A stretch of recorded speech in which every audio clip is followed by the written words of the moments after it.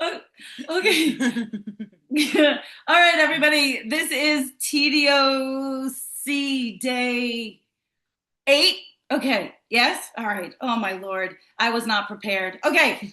I just feel like I've been doing this forever, but it's great. And I know everybody's enjoying it. Thank you so much to everybody who has been with us live every night. And I feel like I start out the same way because I never know who is watching the recording for the first time. And don't forget, you can always subscribe, like, follow, share, all of those things. Get other people involved. That's what we're looking for. And there's still plenty of time to do that. So if we're on day 8, we've got 3 more guests, and then we have our after party, which if anybody is live, yes, an after party, got to come to that. So, so if anybody's watching this live or you're watching the recording and you are local, I mean, heck, if you're not local and you want to drive from wherever you are and come join us, you are absolutely more than welcome. But on the last day, which is the 6th, we will have people live with us, as well as we will still be going live on Zoom. So we'll kind of have 2 parties going. And then don't forget, that's, of course, we're going to have trivia questions and prizes associated to those. We're going to do the drawing for the keepsake basket. So lots of fun things happen still on the last night. And of course, I do invite all of our guests to join us as well, if they so choose. So we always have a good time with that, but we still have time to go. So if you know somebody that you know would enjoy this, don't forget that we do have a Refer a Friend program, and you got to be in it to win it. So if somebody new joins us on the evening, it does have to be in the live. And if they drop their name in the chat telling us they're new and that so-and-so referred them, then both the new person and the referral gets a ticket to go in towards the keepsake basket. So not a bad deal. Again, we just want to grow this community. We want more people here to be able to meet my guests, to be able to learn more, and to be able to share all of our love and our passion for fibers together, which is what this is all about, the 12 days of community. So before we get into our guest for this evening, which this will be not the first time in TDOC that the guest is actually with me, but it'll be the first time so far this year. So a little strange because I'm going to have to looking at my guest instead of looking at you, but we're going to have a great time, and I'm excited to dive into it. But we're going to go over some of our beginning things as we always do.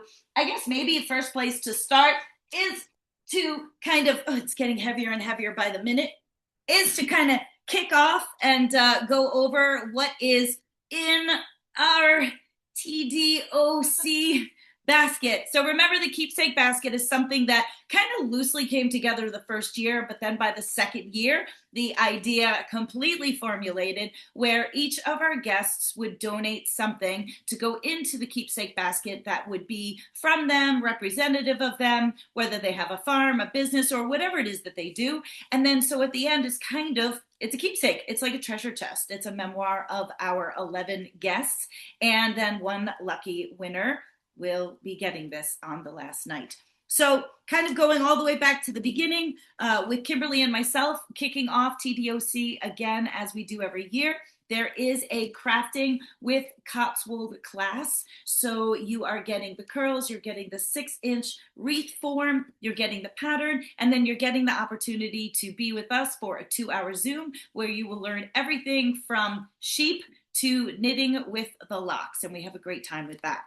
I'm not going to go in any kind of order, but yeah, maybe I might. So then, of course, we were joined by Judy and Morgan from Alpacalettes. So they generously donated one of their bracelets. And it's actually one of the double bracelets, which are not available wholesale as of yet.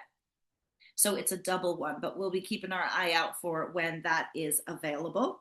And then again, moving in no particular order, although I do think Frankie from Liberty Farms was next. So we've got 3 skeins of yarn, and these are all from a variety of breeds. She had told me it was Cheviot, Jacob, and I can't necessarily remember the third, but just kind of a blend, and really, really beautiful natural colors. And then just a really nice canvas tote bag from Liberty Farms. And then because they are a CSA, which we learned a lot about, there is a jar of salsa, and then also a jar of marinara sauce that is freshly made for their farm.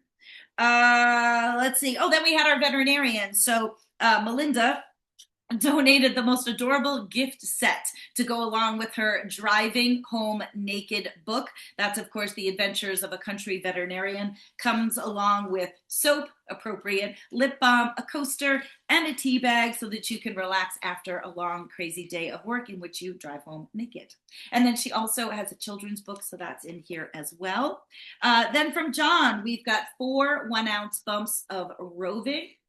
So that is a blend of merino, firestar, and mulberry silk. So it's got a really beautiful, subtle sheen to it. And then I think for the most part, that brings us up to our multi-guests last night, if I didn't miss anything.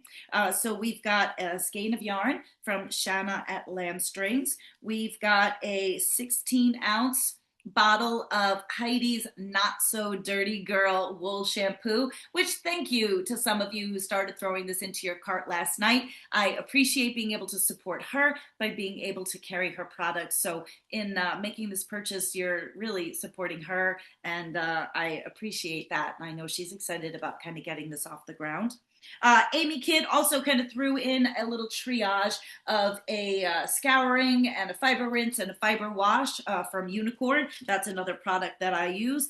And then Crystal, it's a digital download. It's a collection of one of her particular groups of patterns. I know there was a particular name to it that I can't remember. Now, I can't necessarily ask Mimi to contribute something. She works here for us. So what I figured was maybe after the fact, and actually maybe considering she's wearing this particular hat, which we'll talk about, but I think I'll let Mimi decide what she wants to throw in from life to go into the keepsake basket as a representation of us. So we can figure that out later. I didn't talk to her about that.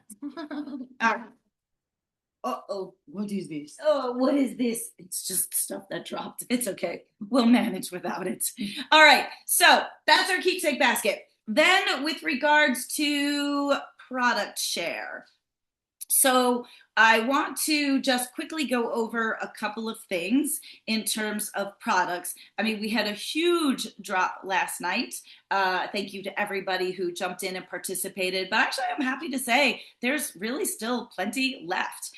So I wanted to just share with you. Now, we're going to divide it up a little bit because tomorrow night we're going to be joined by Aaron Laux. He is a professional shearer primarily for sheep, and he has a number of different sheep in his flock, but Gotlands in particular. So I'm going to kind of leave all the Gotland stuff for tomorrow. But I thought because we were running out of time last night, I didn't really get a chance to share some of the other art yarns from Heidi that we have in the shop. So I'm just going to quick flash things just so that you can get a sense of it. Of course, you always know where you can ask or look for more. So we've got some really bright, brilliant colors in that same, like really a lot of lock structure type yarn, same as what she did for us in the violet yarn. So we've got these in the store.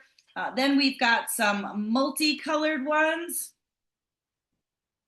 Just obviously 2 kind of different hues, if you will. I wanted to show you this fun one all by itself. Now, one of the yarns last night I showed you had little llama charms. So Heidi likes to kind of like, literally one of her yarns was called Everything in the Kitchen Sink. So some of her yarns, she does like to do these like vintage figurines. And they're not in the yarn. I mean, you can take them off, but I mean, I guess you could knit with them on if you wanted. So that's where I got the idea to try to find some vintage charms in some of ours where we had llamas. And then I think we also had some moons. So this one, while it's called Whiskey Legs, do not ask me where she gets her names from. There's a bunch of vintage ballerina cake toppers that are attached to the yarn as well. So that's just kind of fun. Bailarina? You say ballerina? Ballerina. Is dancer. No? Yes. Yeah, like the emoji you send me all the time on the phone. Cool. And then going along with our shear and share collection. So these were fleeces that I sent to her from a previous installment that we did.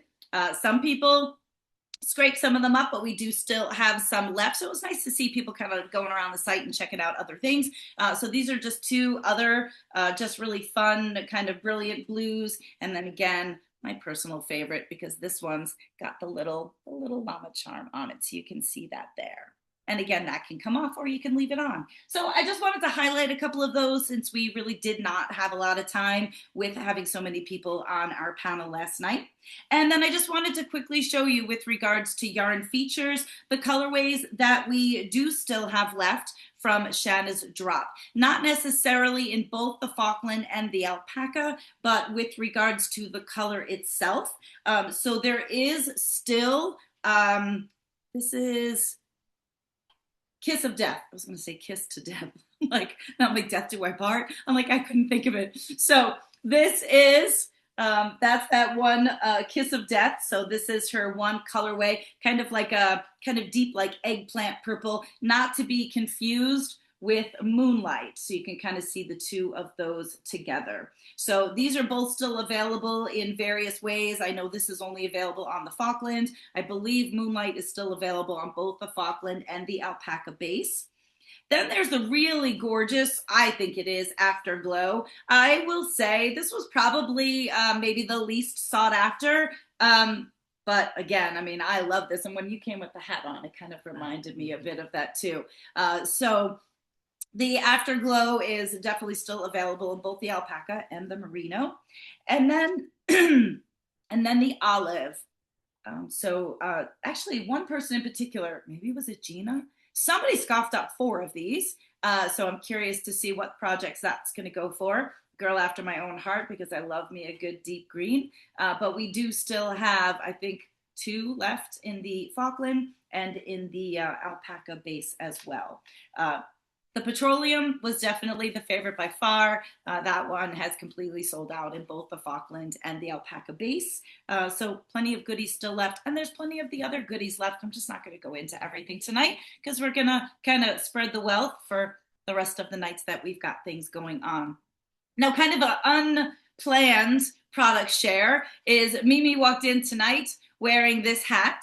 And that was something that she grabbed out of our store because it's kind of the benefit of working on the farm. You know, you could kind of help yourself to some of the things that we've got there. So some of you might remember Sven and Laura from Northlight Fibers. They were a mill on Block Island, and I became very good friends with them. We pretty much kind of both started on the scene at the same time, doing Vogue Knitting Live and Rhinebeck and many of those larger shows where we would see each other, and then some other smaller shows as well. And we just always enjoyed each other's company. We would catch up after nights of being on the show floor and going out to dinner, chit-chatting, always talking business. So when they decided to finally get out of the mill business, and then they also wrapped up their weaving business, I was interested in purchasing the remainder of their hats and of their wristers that they had in stock, because I do have a lot of non-knitters that are looking for excellent gifts. So the fiber that are used in these are resourced from local farms. So it is all U.S. fibers that they would go around and procure from different farms.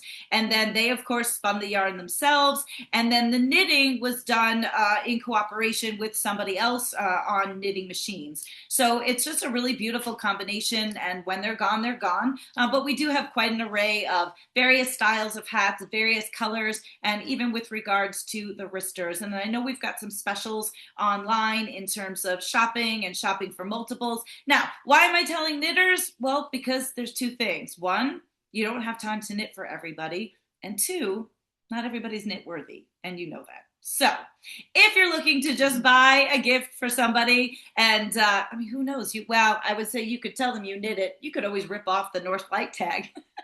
But either way, it's still going and supporting all the efforts of Sven and Laura over the years, and they graciously disclosed all of it to me. So I'm happy to carry it as well. Because again, we do cater to a lot of people here on the farm that are just visiting and want to learn about the animals. And again, maybe aren't necessarily a maker like most of you. So I wanted to share that information with you.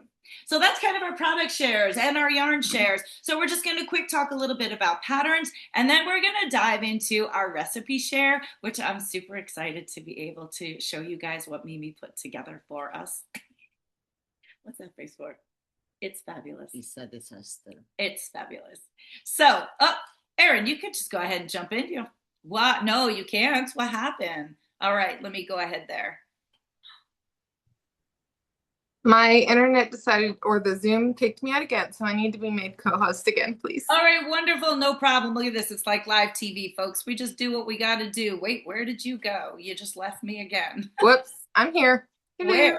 All right, I'll find you. I'll I'll find you. raise my hand. Well, that doesn't really help me because I'm on speaker view.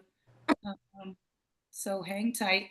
We apologize for this interruption while we try to regain our moderator wherever she went to on the screen. There you are. Don't move. Okay. And we are set. All right, good. There we go. All right, we just kind of roll with whatever's given to us here. So I appreciate everyone's patience that are watching the recording, but those of us that are live solely rely on Erin, who is behind the scenes, dropping everything into the chat for everybody and just kind of helping to make all of this go smoothly. So perfect time for me to say thank you to Erin Carnes for being the moderator yet again for all of the 12 days of our community program. So thank you so much, Erin. And so moving on again from there in terms of our patterns. So let's quick talk about what we've got because I have diligently been changing out these ladies and changing out myself each time just to give you guys some additional inspiration, maybe based on what we're talking about or maybe just based on what you haven't seen yet. And of course, a little bit of duplication. So I know a lot of you are kind of taking a leap of faith and making purchases of this fingering weight yarn, not exactly knowing as of yet the details for the 5th annual Life in Rainbows knit along with Kimberly and I. You do know it's a fingering weight, of course, and we can at least give you some ideas. I mean, we all know it's not going to take 3 skeins to make a headband. At the same time, the larger accessory piece, that's kind of where we're not sure if it's going to be 2 or 3. People are also trying to think ahead about what they're going to use to embroider on it because that's, of course, what the focus is. So what I want to continue to share are other pattern ideas because remember, if you purchase our yarn, as long as you purchase the appropriate amount of yarn, we're always happy to gift you the pattern. So if you buy yarn because you like the color and then you just don't end up using it for that particular project, we're always happy to see what else we can help you with. So don't ever hesitate to ask about that. So I am, again, now the other day these were on the dress forms, but I'm wearing the classic Hampton wrap. Instead of wearing it as a big squishy cowl, I chose to go in a no sleeve because it's always quite warm out here by the fire, and then just wearing it draped over as a shawl. I'm just going to kind of stand briefly so you can kind of see how it hangs.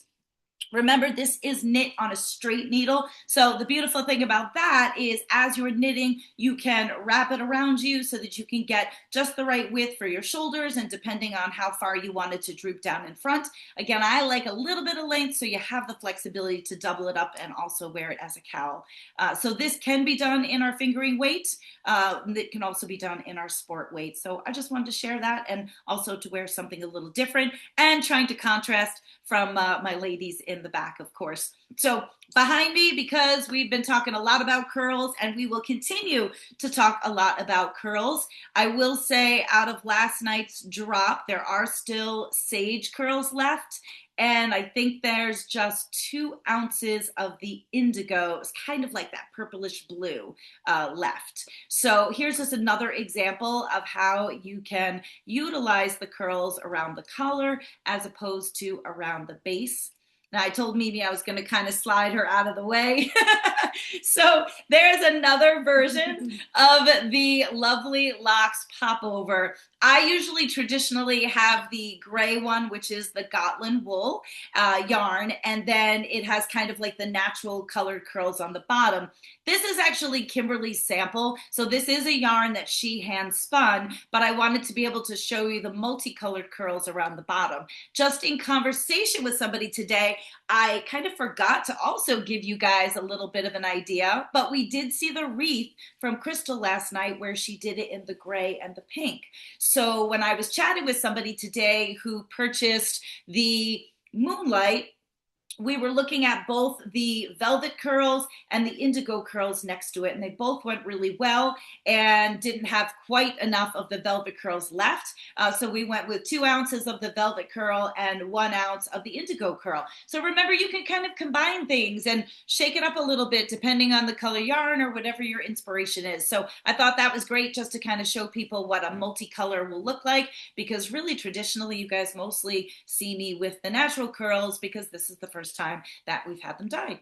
And then in addition, also on my middle lady, I put the shoreline shawl on her because, again, that's another fingering weight pattern. Now that was actually the first of the knit along that Kimberly and I did way back in the beginning 5 years ago. That takes 2 skeins, 400 yards, so potentially 800 yards of a fingering weight. And that's the way more traditionally I like to wear things. If you remember last night, I had on the Black Moon cowl that Crystal did, and it was more of like kind of that bandana style or shape. And then also, just to show you a little bit different, I used one of the Jewel Design wraps. So that is the flat oval. It's a silver kind of carabiner. That happens to also be the espresso or the bark leather wrap, which goes perfectly with the brown sweater that it's actually on. And just a different way to show you how you can utilize a lot of those jewel designs. So we're a little limited in our stock, but it is there. And then we will be restocking in preparation for Vogue Knitting Live. But also, if you haven't heard, Laura from Jewel Designs is moving to France, and her current line here in America is actually going to be discontinued. She's coming out with a whole new line for us here in America, and then the existing line that was here, she's taking with her to Europe. So that's something to keep in mind in case there's something you've been eyeing up and you haven't quite snatched it up yet. Now might be the time to do that before everything is sold out and changes. So just wanted to share that. So that's all of our yarn, product, pattern support for the evening. Now we have a recipe share. Real quick, I have a question from Justine. Yeah. Which style hat is Mimi wearing? Oh, Lordy. I know. I was not quite prepared for that because we didn't talk about our outfits and she just walked in with it. I will say there's literally like at least 8 to 10 different styles on the site. I know that that particular color is burnt orange, obviously. So I think I can find it. I was going to say either that or, Erin, if you make a note for me, and of course, thank you for those who are watching the recordings, we can absolutely get back to you and let you know. I can definitely identify it afterwards. But there are so many different styles, and a lot of them do tend to have the brim that you could fold up, or you could wear it with the brim as usual and then have a slouchier in the back. There's a lot of versatility. Most of them are extremely gender neutral. Didn't you get the neon green one too? Yeah, the last year, because it's my birthday gift for myself. Yeah. The last year and this year. Yeah, the first year you did. Yeah, she loves like fluorescent green. It was just like a bright neon green. So she scooped that one up, and that one was in a different style. So okay. Yeah, so there's like different ways that you can wear it. Thanks for our beautiful model, Mimi. I appreciate it. All right, so for tonight's recipe share, as you guys have seen, I have been nicely asking my guests to help out. And I thought how appropriate, since we've got Mimi with us, that there might be something cultural that she could bring to the table to share. Something that I asked her, you know, is there anything that you have around the holidays or anything that you make as a family or when you used to be home, you know, anything that you could think of? And what did you say? Yeah, exactly. She was like, She was like, I don't cook. I'm like, well, let's work on this. So I was like, come on. I'm like, Mimi, you're from Spain. There's got to be something you can make. So I don't know. You thought about it a little bit, right? Yeah, because I don't like to cook. Well, so when you're one person. I'm not a cooker. When you're one person. I'm not chef. I know. So I know. I cook every day because I need to eat to survive. Yes. What do you eat every day? But I don't like so. I have my egg, she says. I'm like, Mimi, you're eating an egg? I have my egg. That's it. She eats an egg. Never I took attention to my mom about what Yeah, be me cooking. neither. You say ate. I know. And my mom So was an this- amazing cook, an amazing baker, and I never took My a mom liking to too, it. but for me it was like this is no with for me. So you decided to make what? Flan. Flan because my mom always make flan for Christmas, so it's my first thought. And I make flan for first time in my life in 44 years old. Today for you. You should have seen her today. She fed the animals so fast, and then she was like, "I gotta go." I go She's to like, home to make my flan. I gotta make this flan. She was like paranoid. I'm like, Mimi, it's gonna be fine. But then she was determined. She was like, I'm gonna do this. I'm like, of course you are. Now, the only thing I will say that I thought was interesting, like I love flan. Now, I mean, and when I talked to Michelle, and I told Michelle, so Michelle's Puerto Rican and isn't her dad from Dominican Republic? I don't know. I can't remember. Or maybe Spain. I don't know. Well, when I told her about it, she was just like, because Michelle makes flan. She's like, oh, I'm sure Mimi's flan is different. So I guess apparently there's different flans for different cultures. They're made different ways. So I saw you found this recipe on TikTok. No, this is my mom. My mom. It's your mom's recipe? Yeah, it's very easy. It's so easy. I don't know. I told to my mom, Mama, never you ask me to make flan. It's so easy. You think I'm silly? What'd she say? My mom, you don't like to cook. Yo, I know, but the flan is so easy. Was she happy was she happy that you tried? What? Was she happy that you tried? Oh yeah, everybody! Did you have My that face? God. My sister with dancing with the dancing. They're like, it's a big celebration. Mimi cooked. So not only did she make flan, tell them what you did. I did flan in a llama molde. Molde? How you say molde? Not moldy. Mold. In a llama mold. It's a llama flan. It's a llama flan, but all llama. It's a whole llama. It was, you had to do like the flip onto the plate. So you should have heard her and Christopher in the kitchen. He went back in the freezer apparently. Then she was just like, we can't be scared. We just have to do it. Like that's the whole conversation. So, I mean, yes. A big word today for me. I know. Which one?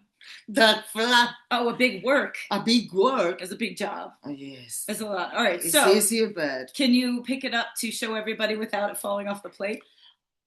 No loud. Nobody about my llama. She says you're not allowed to laugh. I no laugh. No. No laugh.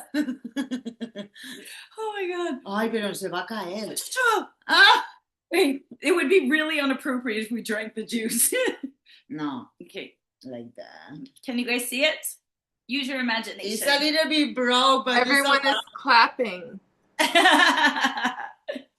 So it's a little bit broke, but it's okay. Wait. No, now we get to eat it. We have to try it. That's what we have to do every time. So we just put it on our legs. Do you want to eat his head or do you want to eat a leg? No, I'm going to eat this because I don't want to break more the llama. Oh, all right. So she doesn't want to ruin the llama. So actually, we do need to get a picture of it. That's a really good point. So let's just eat the pieces around the side that fell off because we do have to get a picture of it. Yeah, but the good is with the juice. Is that what you call it? What do you call it? Is it syrup? Yeah, no, the caramel. The caramel? I don't know. You know what's funny? It's like when we think of caramel. I mean, I know that's caramel, but when we think of caramel, it's usually like a thick caramel. Are you happy? It's not bad. No, it's not bad at all. We can eat it. Of course we can eat it. Here, let's get this piece off of him. Ooh, there we go. All right. Cool. No. Well, unfortunately, we can't share it with you guys. Not like I need to eat this whole flan llama. All right, let's put him to the side so we can make sure we get a picture. So you can forever in perpetuity go down for making your first flan. Yes, my first. So why, seriously, like, can you just quickly, like, what was easy about it? Because I've never made flan. It's very easy because it's just sugar with eggs and milk. The point is how you do the cook, how you cook. Mhm. You can make different. Sometimes people cook in the stove, but other people in the oven. This is the point with the Wait, on top of the stove? You mean? baño. No, in What's a stove? baño Maria. Stove and an oven's the same thing. No, in the. This is what we do every day. It's charades, folks. If anybody can help me, please jump in the chat. No, It's really. a flama. Like Cindy said it's a flama. See, that's what I said. Like on top of, you mean on the stove, on top of the stove? The burners? In the burners. Oh, right. Or in the oven. Yeah. Yes. But you make in the baño Maria. Baño, is that bathroom? Baño Maria. A water bath. Baño Maria, you know Baño Maria? Water bath. Yes. Is the Nobody's here to help you. Yeah, is the with water. Oh, right. So, I mean, it could be like a double boiler. Is it two pots on top of one another? Yeah, Yeah, when you're using water to water and you put yeah. How you call? Well, it'd be like a double boiler. Double boiler? Mm-hmm. Oh, there you go. Okay. So Either way. We All call Baño Maria. Okay. Maria bathroom. So I was right. It is baño. Maria bathroom. But Maria shower. Maria shower. I don't know. That sounds horrible. I think because it's beautiful. Because the water. Okay, shower I'll take. Bathroom, if you told me I was cooking with the style. No, it's shower because bathroom. for a baño is bañarse, is to take a shower. Okay. So it's baño Maria. Interesting. Well, it's like you're cooking with the water, like you're Yeah. showering it with the water. Yes. Okay. We learn something every day. You guys taking notes? So cool. Well, I really appreciate you making the effort. I know, so Mimi is always so adventurous about so many things. Like there's things she won't hesitate to do on her own. And then though sometimes what I've learned is like maybe initially it's like, oh yeah, it's all good. And then when it comes down to it, it's like, oh crap, what did I agree to? Right? So she has such an air about her of confidence, and then yet I know in many ways, she doubts herself sometimes, which we all do, and I hate that. Just I need to. Right? Yeah. So we always continue to try to work to build each other up in that way. So let's backtrack, and so first of all, tell everybody your real name. Mireya. The whole thing. Mireya Rosillo Vega. So when she sent that to me, she's like, you're going to think it's a middle name, but we have two last names. Yeah. Mireya is my first name. Yeah. And Rosillo is my last name from my dad, and Vega from my mom. Because we keep the first one from the dad and the first one of the mom. And you guys don't have middle names? No. In my family, we don't use. But other people do. Yeah. So it's not a cultural thing. Spain, some people could. In Europe, we don't use so much. The generation of my grandpa, my grandma, even my mama, my dad, they have double. Mm-hmm. So how you call it? Middle names. Middle names, yes. Yeah. But my generation, my friends, and me is very weird that you was like a change with the names. Mm-hmm. It's me more like Mireya, Marta, Laura, but no middle name. So Mireya, what would that be like? Does that have an equivalent in English? What? What you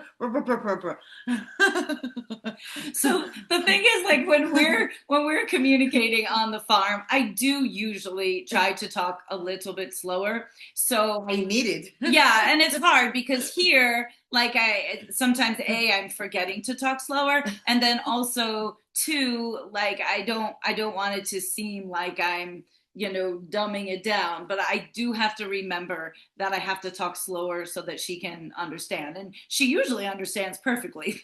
There's sometimes, but either way. So in Mireya, is that like Maria in English? Is there an equivalent? Is there something in English that Mireya, or is it just a common name in Spain? It's not very common, Okay. my name, but Mireia is Maria in Catalan. Okay. But it's not very common. But I know Mireillas, but it's not like other names that are very common, like Laura, Anna. It's everywhere. Everywhere is like it's 15 by 10. 15. And you know, it's a name where to find. So how did you come up with Mimi? Mimi come from Dominican Republic. All right, well, we'll get there then, but I don't even think I knew where Mimi came from. I wasn't sure about that. Yeah. So, Mimi. all right. So We've then, got- yeah. We've got a question, an interesting question, two now. The first one from Laura was, Mimi, will the next generation have 4 last names then? So because I think what she was saying is in her generation they didn't use middle names. So I think it was just a matter of that. And there'd be no other last names to come from. So I think she was just saying that maybe in other generations it was more common to have a middle name, like I'm Tabitha Simone Habold. But for her generation, she just said basically I think it would be the equivalent of like it just wasn't popular, to do that, right? Yes, it's just that. But the last names is something that is for the how you call this? It's for law, no?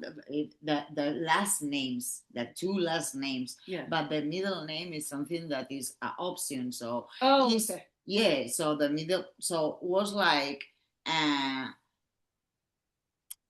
before with my grandma, with my grandpa, everybody was like fighting by the names. And the people was living more in the countries, and so the names were more of the Biblia, from the Bible. Bible. Never I say Biblia in English. Okay. Yeah. From the Bible. So it's for these that are more like composed. Yep. No? Put together. Yeah. Yeah.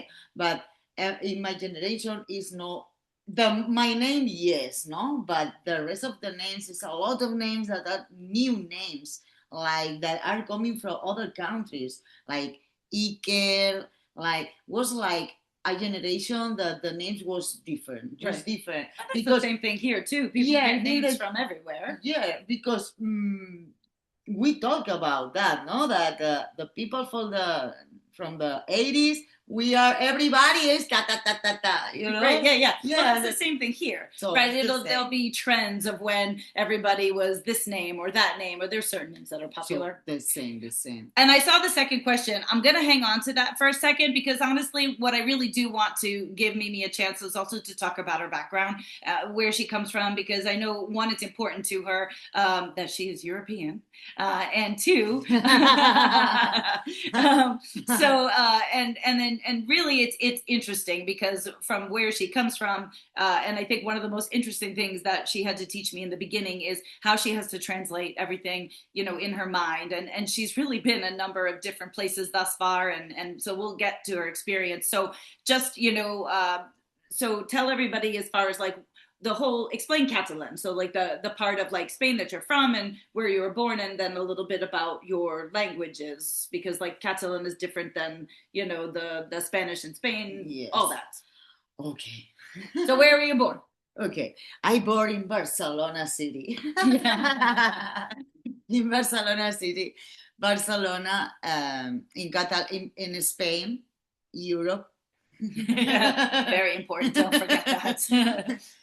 But I don't know. I think that you don't know, because maybe some people. But in Barcelona, in Spain, we have different. Like here you have different states, no? Yeah. Okay, we have different.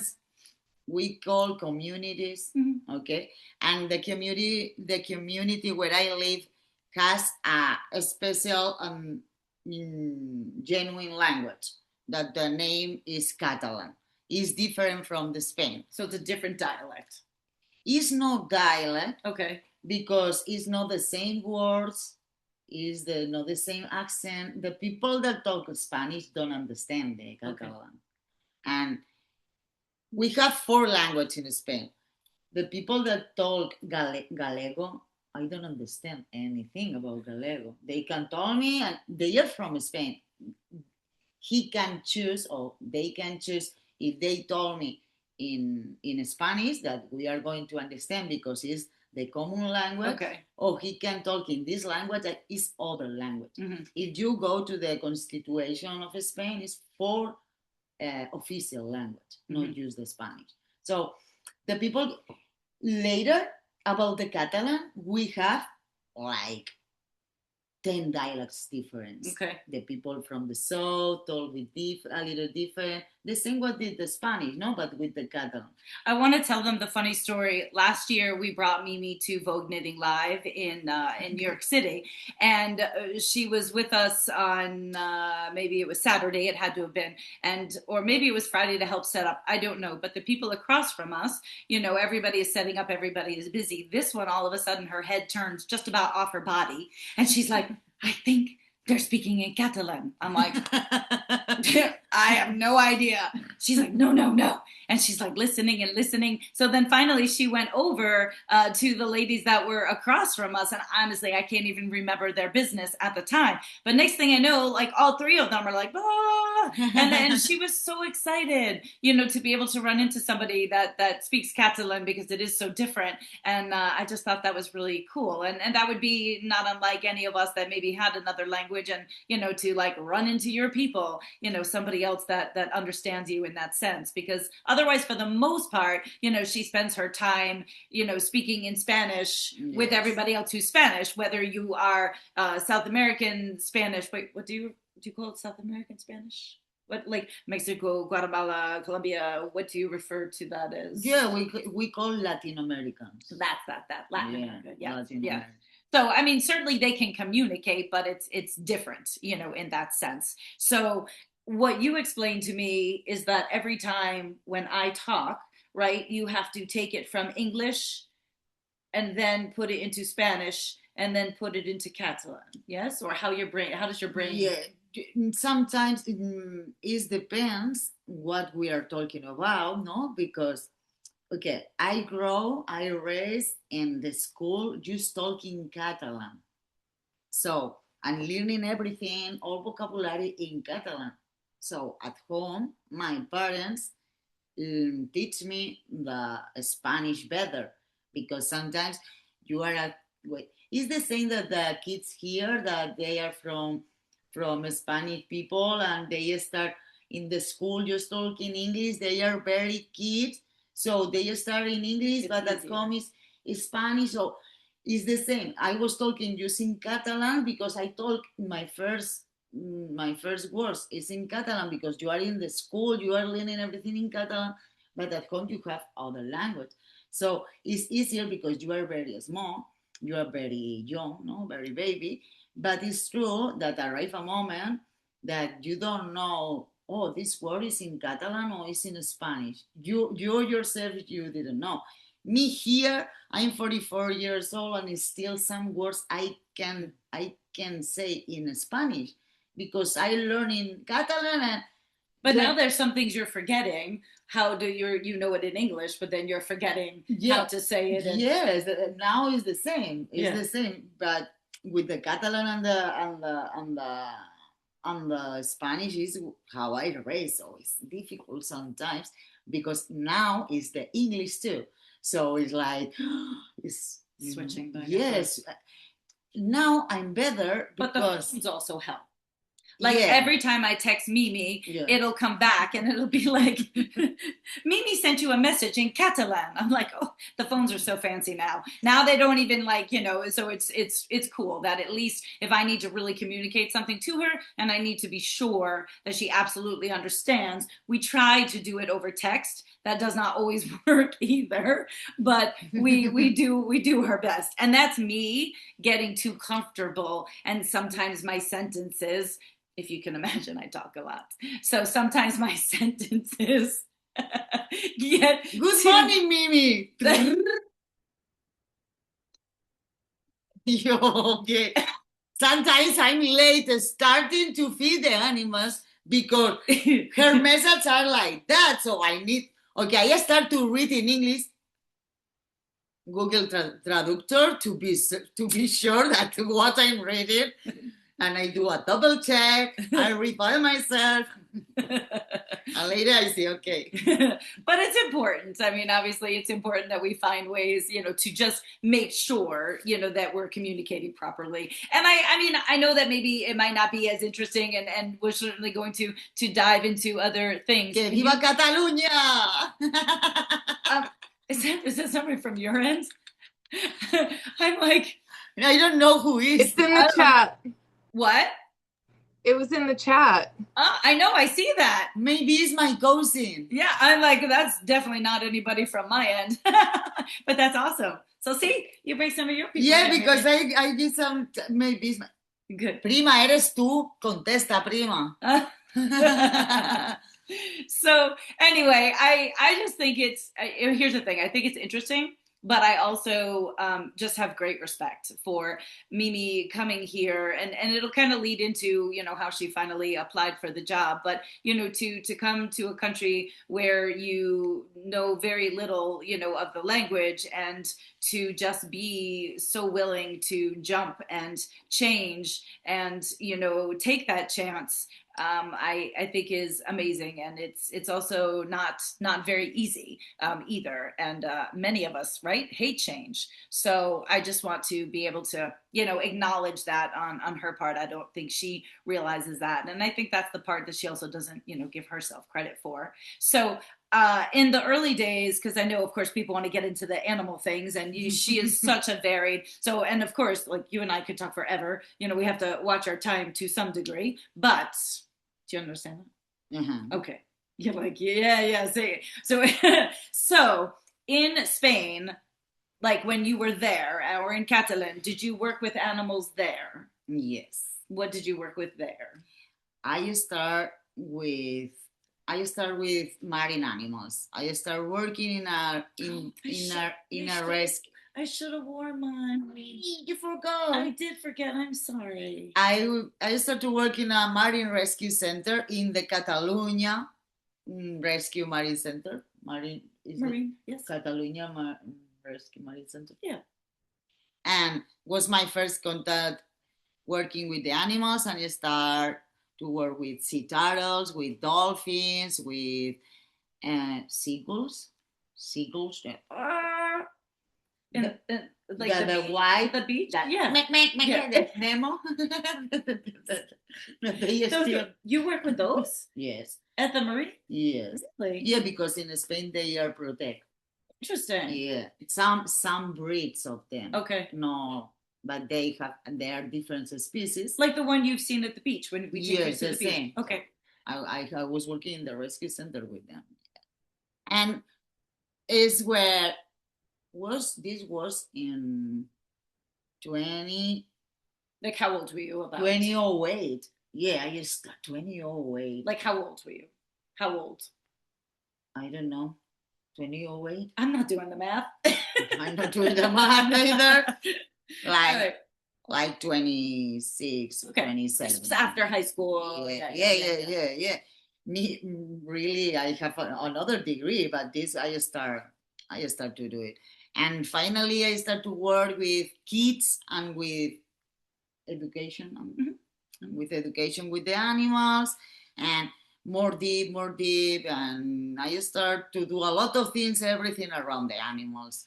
I start to do a lot of course trainings to learn about the management of the care of the animals. Yes, the care of the animals in captivity, to do projects, to do a better work, better life of them. It's very difficult for me. No, you're perfect. To explain in English. No, you're perfect. So I was like my last years in Spain, just working with that, with the student, the animals, to go later to different parks or different stores and do better the life of them that they are in captivity. And that's really your love. Although, I mean, she promises me that she loves llamas and farm animals now. But you can, you can see all of her whale's tails, right?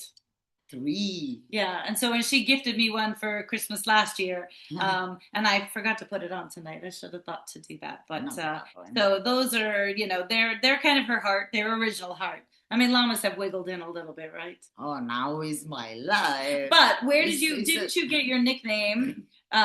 Isn't what do they call you? Pirate. How do you say it? Oh, yeah. Tata Pirata. That's it. We haven't talked about this in a while, so I can't remember it.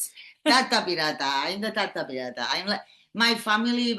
My dad started calling me pirate. So my dad started calling me pirate because always my dad is Captain Boat. No, always he was around the sea, and me next to my dad, always with the fish, with the sea. Always I love the sea. So I'm pirate. And my nieces call me Tata Pirata. Because Tata is like Tata, aunt. Yeah, it's like when you have here a Nana. Right, like an aunt. Yes. Yeah. Tata Pirata. Now, what made you leave Spain? And then from Spain you went to Dominican Republic, right? Dominican Republic. Yeah, because I started with the marine animals, and I right the moment that someone gave me a big opportunity in Dominican Republic to work in a big Spanish company that they have parks in Punta Cana and in other touristic parks in Dominican Republic. And I went to do a project of 6 months to try to be better the life of some animals that they had problems. Mm-hmm. But finally, the 6 months became in 3 years. Mm-hmm. Yeah, finally, I fell in love with Dominican Republic. But then the videos that I've seen where you worked in, I know that they were like tourist parks, but yes. Remember like those little monkey things? Like yes. It wasn't just marine animals, but was that a different place? No. And in Dominican Republic, I started to work with a lot of animals that never I did before. Like here now with the llamas in Dominica. But it was more what we would call exotic, right? Like exotic animals. You weren't working with like cows and goats and. No, I was working with goats. And the buffalo. Remember the buffalo? Yeah. So in our very early days, Mimi and I were driving to go shearing together because I would take her along so she could just like have these experiences. Oh, these days. Remember with So we're driving and this is like we're just getting to know each other, and so she's talking and she's trying to explain to me about like different things that mean something to her and like different designs, and so she kept saying like school, and I'm like I don't like, all right, so you have a school? Like, I don't get it. So she kept going on, and then she used to get frustrated. She's like, school! And I'm like, I understand what you're saying. I'm like, but Mimi, that doesn't make sense. And then I discovered very quickly that her U's are double O's. So school was supposed to be skull. So buffalo is buffalo.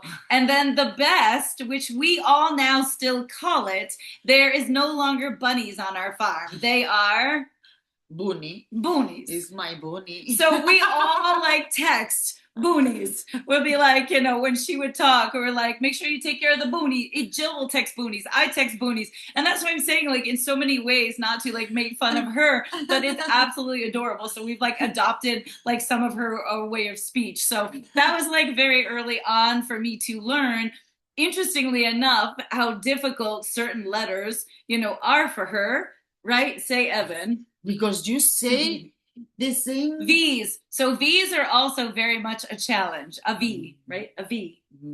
She can't. Evan. So she learned that if she squeezes her cheeks.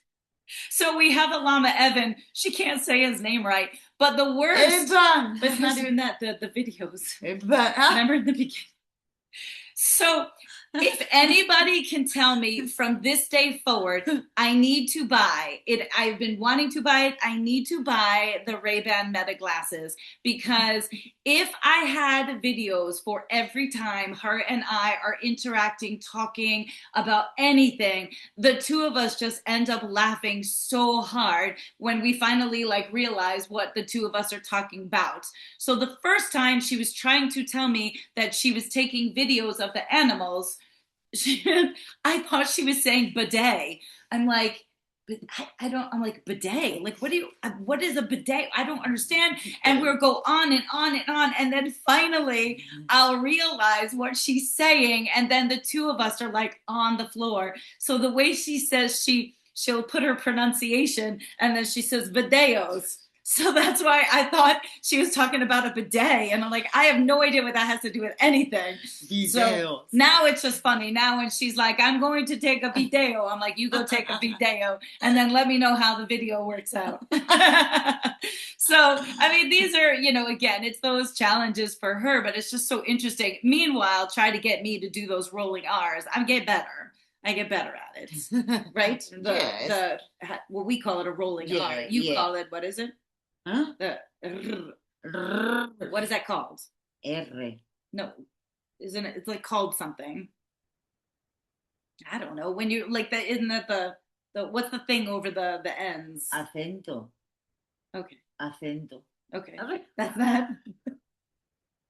I'm like, I try my hardest. Okay. I would be better if she didn't speak English really well. I'd probably learn a lot more. So she's trumping me in terms of what she's learned. La tilde. So in Dominican Republic, so you're there, you love it. And in Except Dominican they eat Republic, too I was much rice. working with a lot. In 3 weeks, I take weight, but in 3 months, I was like Mucho gordo. Mucho arroz. Mucho arroz. A lot of rice in the breakfast, in the lunch, and in the dinner, and in the middle of the night. Everything is with rice. And I took a lot of weight. But it was amazing, Dominican Republic. And I was working first in the parks with a lot of animals, with monkeys, with parrots, different species, with cocodrilos. Cocodrilo.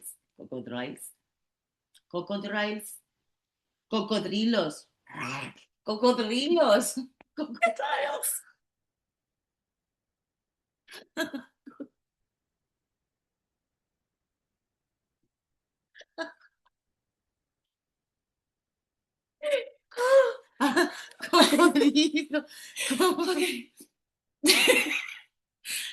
Cocodrilo. Crocodiles. Cocodrilo. Crocodiles. It's impossible. Crocodiles. That's good enough. Crocodiles. I'm telling you, it's charades every day.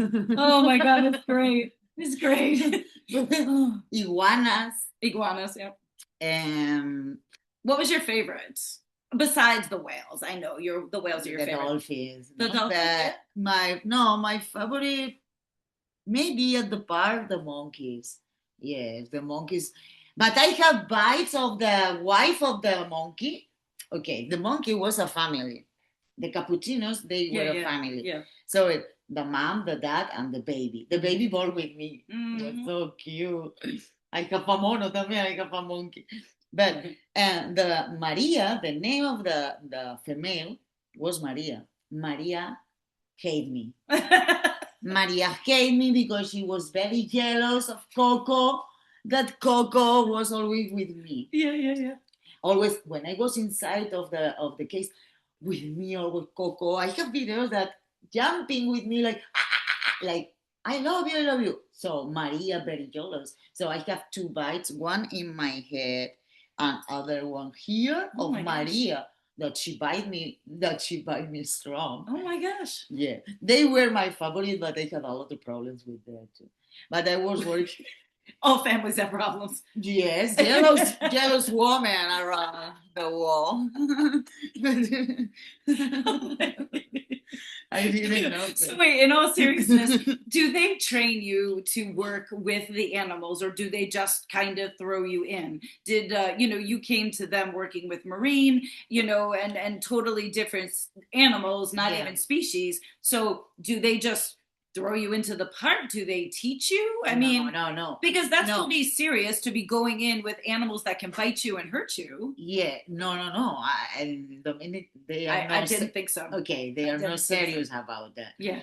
But what happened? Me, I was smart, and because they say, okay, you start your project, because my project was I did myself, no? So I called to do what the way that I wanted, or I called to do, because they don't give me the money to do everything that I needed to do. Yeah. But in the beginning, it's like you are a specialist and you are okay. You have your project. Go.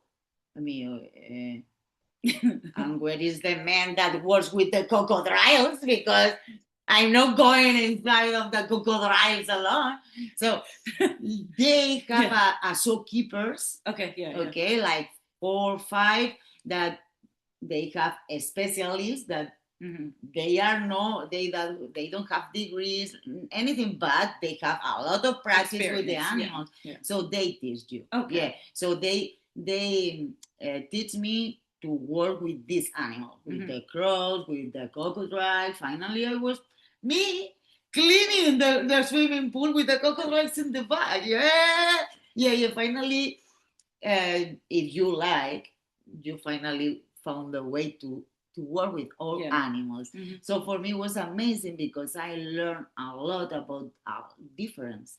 And when I left the parks, I was working in other level with a veterinarian in different parts around the Dominican with animals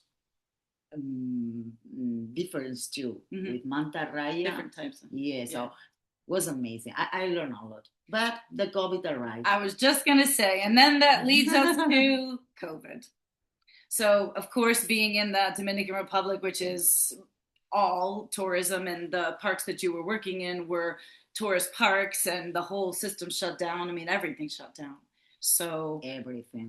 So I guess, what, you call home, right? And you were going to go back home to Spain. And then Mom and Dad said, dad, they don't love me, so what?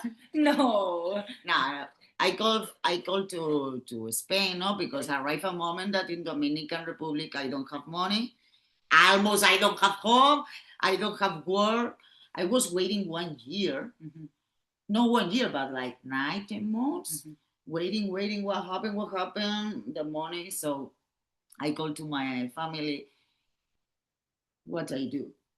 I come back to Spain, or what I do? I don't know what to do. And my dad got me the idea. You have your contacts in New York. Call somebody. Maybe you can do something in New York. And there you go. I'm here. So, I mean, the amazing thing is she comes to New York, and actually, we just talked about this the other day. I mean, she spent the first couple of days. She didn't know where she was going, what she was doing. She just stayed at different places. She had her backpack, and she pretty much was homeless, and just, found places, just kept walking the streets until she landed an opportunity to meet people and to, start getting, that was the job. Well, you've had lots of different jobs. So yes, but I mean, it was hard. Yeah, no, it was weird because you never think that. Did you know any English when you came here? Not a bit. The English are very basic. The English that I was learning in Dominican Republic for this Mimi to talk with the Russians, with the Italian, so the same easy words to everybody, you know, to explain for things.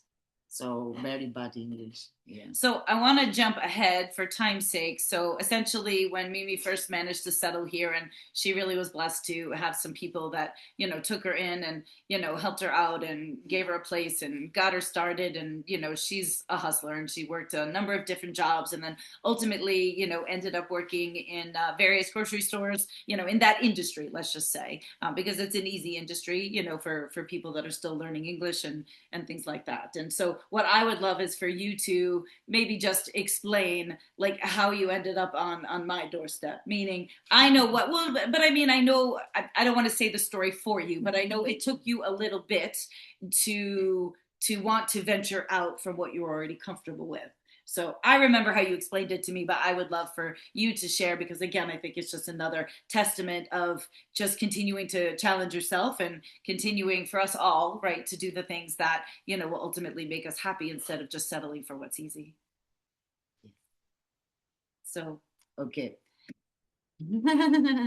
So to arrive here was a little bit funny. When I arrived here, okay, we passed everything that I arrived. I started working in supermarkets. Maybe I see you in some supermarket because I work in different. And one day, almost 2 years ago, I wake up and I say, if I don't come back to work with animals, yes, I want to come back with my family because no makes sense for me. Always I follow my dreams. It's for this that in Spain I was moving a lot and I left Spain to Dominican Republic. So here I understood in the beginning that was a special moment for the COVID. But when everything everything I love how passed. she described a special moment, right? I mean, but there really were so many like positive things that came out of COVID, even though it was a horrible thing also. Yeah. So I say, okay, I'm going to look for some place with animals. Okay. Mimi used her day off in the supermarket. I say, I don't know nobody. I don't know nowhere. I don't know where are animals here. I was living in East Islip first, so I put the Google Maps, farms and everything with animals. So petting stores, everything with animals, and a big list. And I start to send my what Resume. Resume. I start to send my resume. Like I think that day was 23 difference, and I say, okay, I did my job. The next day off, I'm going to check because I was working a lot. And in 3 days, 4 days, you text me, you write me an email that you are going to do an open interview. Mm-hmm. And I say, okay. I didn't know who was. You say check a mail and something farm in the name. Something is farm, so they have animals, but I didn't know anything. And I say yes. I want to do the open interview. Mm-hmm. And I came, and we were 3 people. Yeah, it was the last round. I think I was on like, I had gone through like 5 rounds of, I do open interviews because I am not, like people will say they're going to come, they don't show up, blah, blah, blah. So anyway, this was the last round. I still hadn't made a decision and it was like by chance I did one more round. And yeah, Mimi showed up with 2 other people. And honestly, I couldn't figure out why she wasn't really talking. And she just smiled a lot. And she had bright pink hair. But you know what? Okay, maybe she doesn't know, okay? But when I came here, I didn't know what I'm going to find here. So when I parked the car, for me, in this moment, my life changed everything when I saw the llamas. Is this llamas, alpacas? At the moment, I didn't know alpaca, llama. I didn't know. This is llamas? No, I can't believe that. At the moment, I say, I want to work here.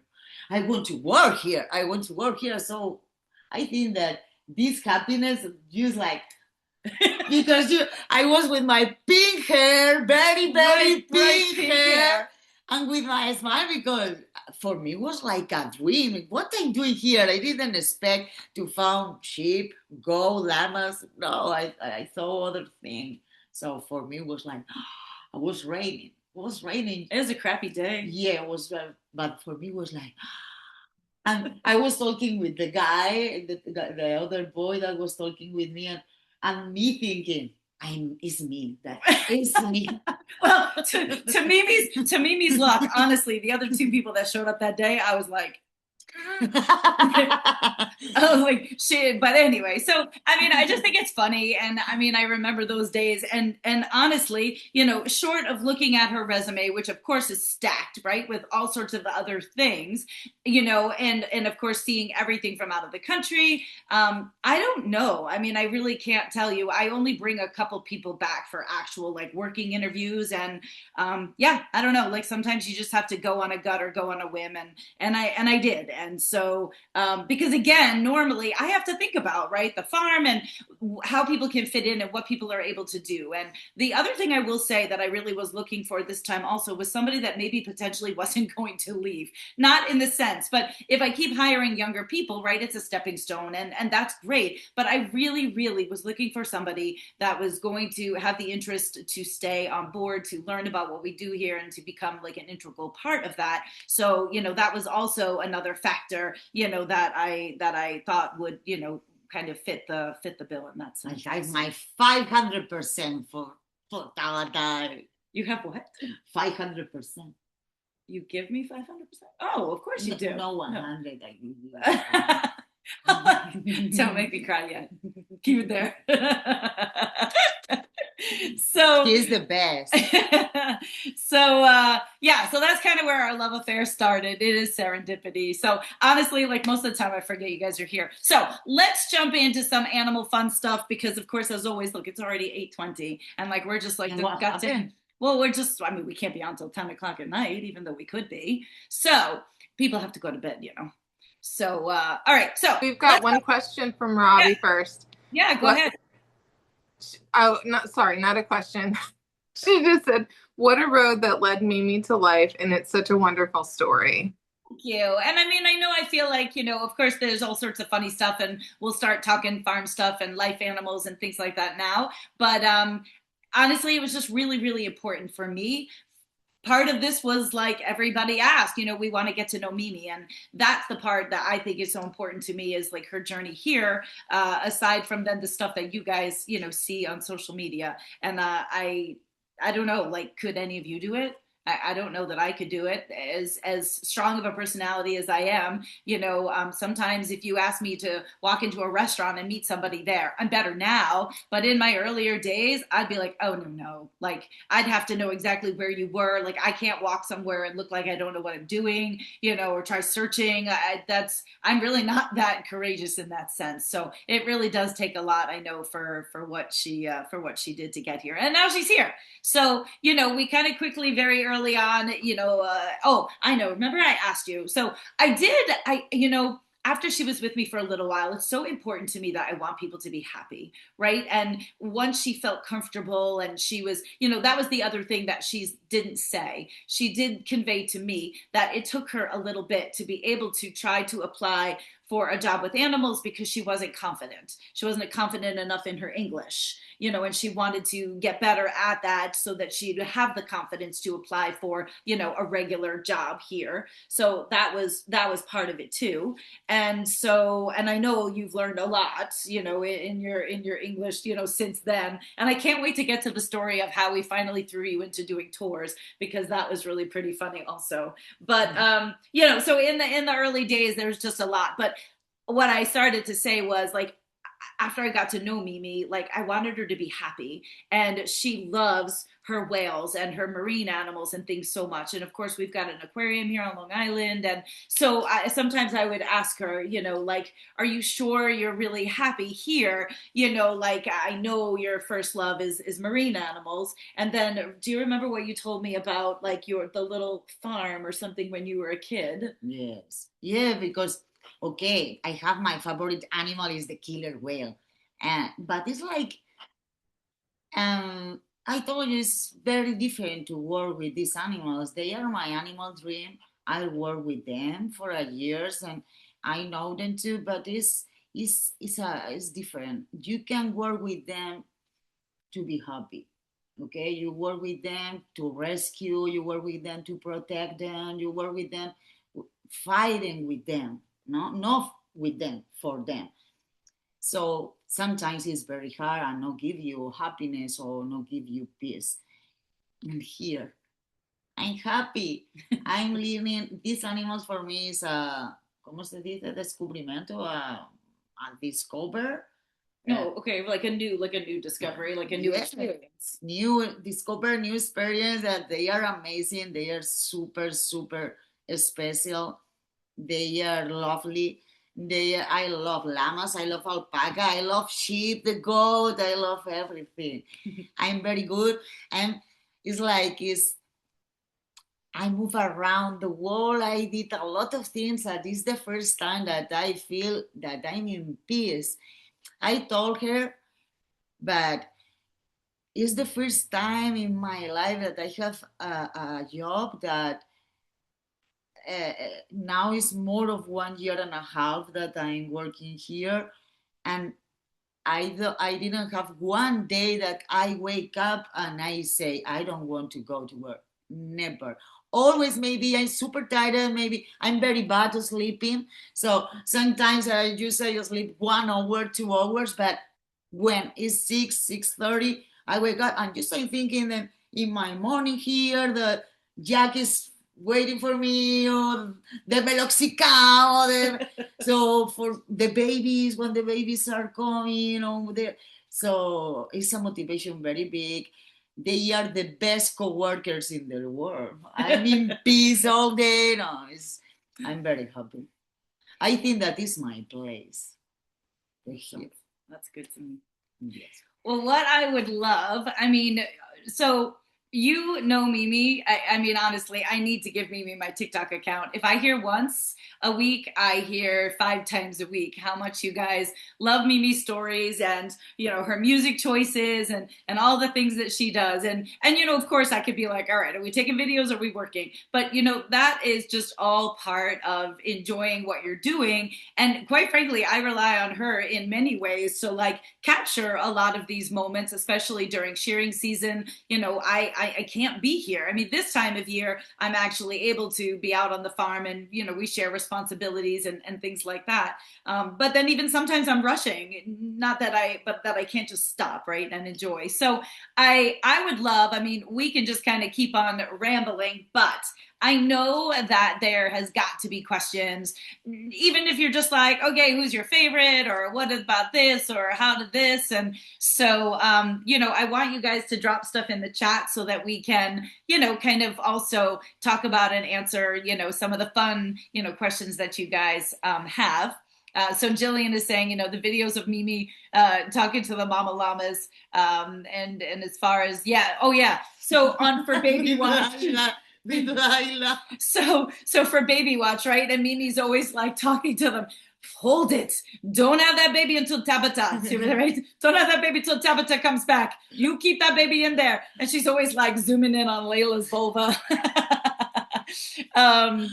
So Elizabeth is asking the significance. Like, I know the one you gave me. So she's saying, what are there specific significances of the whale's tails? Well, this one, that the small one, is very old. Is 20 years with me, and for me it's important because it's a gift of my parents. My parents, they know that I love these animals. It's the marine animals, the cetaceans in special. Cetaceans. Okay, the dolphins and whales. Okay. So when I started in the rescue center, first was a work, was like a volunteer, like in all places. I know that here is the same in the aquarium, and everywhere that you start in these places, you start like volunteer. Later, depends of your degree or your experience, you take a place in the company or no. Okay, in Spain works very bad. Everything works for the government. So if nobody is giving money private, you don't work. You can't work over there. So the first time that I start to work, really taking money with the animals, my parents give me this. Mm-hmm. All my life, I take this. I bring this. Mm-hmm. There is one. Well, now my parents, I see, You get a I say collection. just, yeah. Now they want like I have a collection. No, really, they give me this because they want that I change that because they say that it's very old. So the last year they send me that one, and this year they send me this, and they say me always is because you need to change because always you are with the same neck leg. No, me, what I do is to put all together and I feel good. And then the one that you gave me, which I feel so bad I don't have it, that was made by a particular artisan, right? And it has Yes. something that's cultural of Spain on it. Yeah, we in the whale in the tail whale that you have a flower. Yeah. That is the flower that we use on the floor, on the yes, tiles. the floor of Barcelona city Yeah. is full with this flower. So I will post a picture in my story so you guys can see it because it was beautiful. And he also gave it to me. And it's did with this of the top of a spoon. Yeah, with the top. Yeah. So before she left Spain, right? It was something that you got, right? Yes. Yes. What? See, I'll say some things and she'll be like, and I'm like, no, you don't understand me. Before you left Spain, yes, you took it with you. Oh, yeah. Yes. And then you gave it to me in a box that your niece made. No, my niece was with me. Yeah. But because this tail is handmade for a guy that was a traveler around the world too. It's very special. Yeah. So she gifted that to me last year, which was amazing. For me, it's a sign of identity. Like, I don't know, like it's a sign. Vicky wants to know if you ever get mistaken for sisters when you go out. Us? Yes. No, I mean, and unfortunately, I mean, we've gone out like sometimes, like where we go to the beach or, we go out on the boat but not usually. No. Not usually, but I mean, maybe nobody asks or I don't know, but we do have a lot of fun together. So, but I will, I'll get to that. I will go. So, let's see. When you talk about animals on text, does the language translation make some of the animals' names into something crazy hard to understand? So meaning like when I'm texting you and talking about Georgia or Stewie, or I'm trying to think of, I mean, we don't really have that many unusual names. So does it translate like, or are you okay reading English that way? Or when your phone translates it, no, the phone not recognize it? So it recognizes it just as a name. Sometimes depends on but in the names that we have here, no, I don't have problems.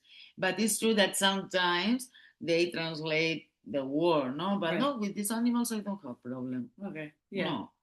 Yeah, no. So but it's more sometimes that it just depends what I'm trying to say, and then of course the responses that come back are even funnier a lot of times. So in terms of the best is that in her language and in all Spanish language, right? There's no possessives, right? Oh my gosh, I don't know why I find it so amusing, and we always say this. So when her dog is Rose, so everything is the food of Rose, the food of Jack, the this of. So it's the way she says it because that's how it translates, and I don't know why it cracks me up. It sounds so like highfalutin. So she say that is fancy, but it sounds so fancy to me. So we have fun with that. So Eva says she loves your soul and your spirit. Oh, thank you so much. And I don't know if you got to. Eva came and it was a really bad day, but you weren't working that day, so I don't think you got to meet her. Who's your? I mean, I'll throw out some if you guys aren't dropping in there. Oh, this is a hard one, but who's your favorite? Or do you have a favorite? Do you have a couple favorites? The animals? Yes. Whoa. Okay, really, I don't have favorite because for me are lovely everybody. I have my time with each damn. But in the beginning, no, because the feelings, no, in the beginning, when I arrived, was Victor. Because he was new. Yeah, because he arrived the same day than me. So my first job in the farm was to give food to Victor. When I park in the barn, the first thing that you say me to do while I was waiting for you, so in the back there is a trailer with a black sheep. If you can go to, for me was my first, super nervous to go inside of a trailer with hay to feed a black sheep. So when I have the picture, when I open the trailer, I see Victor. Victor, it's so cute, this black sheep with it. I fell in love. So in the beginning was Victor, but later Stewie, later Luquera. I love Luquera because it's like she's very special too. I love Nina. I love Jack and Jill because for me it was very fun. I don't know. I start to say everybody and I can't stop. But yes, and Roger and Mimi. Well, so explain that. So last year when we had Roger, Gilly, and Pearl. Oh my gosh, right. Born. So that was Mimi's first experience of going through the birthing season. And almost every time, well, Gilly and Roger, I wasn't here for. I don't think. No. Pearl first. Pearl, I was. Yes, yeah. You was. And later, Gilly and Roger. Roger was in the beginning the first to burn. Yeah. But finally, Gilly burned first. Yes. And yes. Roger the last one. Yes. Yes. And you were outside. I went to go make a delivery, and then this one calls me freaking out, like freaking out. I'm like, okay, calm down. I'm like, I don't understand you. And what happened was, unfortunately, we were waiting for Gilly no, it wasn't, because remember when you said there's a white baby, and I'm like, well, who's white baby? And you're like, I don't know, because both of the moms hadn't given birth. Yeah, it was Roger first. So both moms were standing there, and there was a baby on the ground. I'm like, if it's a white baby, it has to be Franny's. She was like, I don't know. I'm like, okay, calm down. So it's like I'm trying to like give birth over the phone, and she's freaking out. But our rule is, if you are there when the baby is born, if you find the baby, then you get to name it for like its nickname, not like its fancy show name. So that's why she was in the position to name Roger. Yeah. And so that took a little bit of thinking, but then just quickly tell them who Roger is named after. Roger was a dog that was very special for me in Spain, and a lot of years ago he passed away. So it was like how you call? You named him in like memory of him. Yeah, like a memory. Yeah. So I have a Roger here now. Yeah. So Roger was her first, and then of course, as many of you know, Kelly. So no, my friend Kelly Ralph. You think you should have met Kelly. Kelly's I was just about to say, I hit people when they're close to me when I get excited. Danny's mom. Oh yeah, that's Kelly. Oh yeah. I love Danny. So Kelly a long time ago was here when we had a baby born, and she got to name Prada. So that's what she was saying. So Tina is saying Mimi has a great way of making you feel comfortable around the llamas. She's so generous with her video skills, her video skills, and so that you have beautiful pictures to look back on. I definitely love my time with Mimi and the llamas when Tina came and you showed her. Yes. So no, it's absolutely, and then so of course everybody knows we have Mimi 2.0, and that was me. I mean, Mimi again, was here for most of the babies this year, and I knew in my head that I said if Layla had a girl that I wanted to name it Mimi after Mimi, and so of course I wasn't here, but yes. I was super nervous about that baby because we love Layla babies, and so I was in Kansas, and so I was on the phone again on FaceTime watching the baby being born. So when Mimi born, I was more tired than Layla. Me, I was like, Lila the man was like happy and like normal. And me was like, oh, finally. Because that's the thing. So when Roger was born, she just found Roger on the ground. So she didn't have to go through the actual birthing. So for Layla, she like called me freaking out again because Mimi was like sticking out the back and she had never seen that part. So I had to like call people in to help her. I had to talk her off a ledge. I'm freaking out because she's freaking out. So I don't know if anything's going wrong. I'm stuck in Kansas for all of God's sake. Cheers. And so anyway, of course, all is well and ends well. And then now we've got little Mimi who is just like this Mimi. Yes.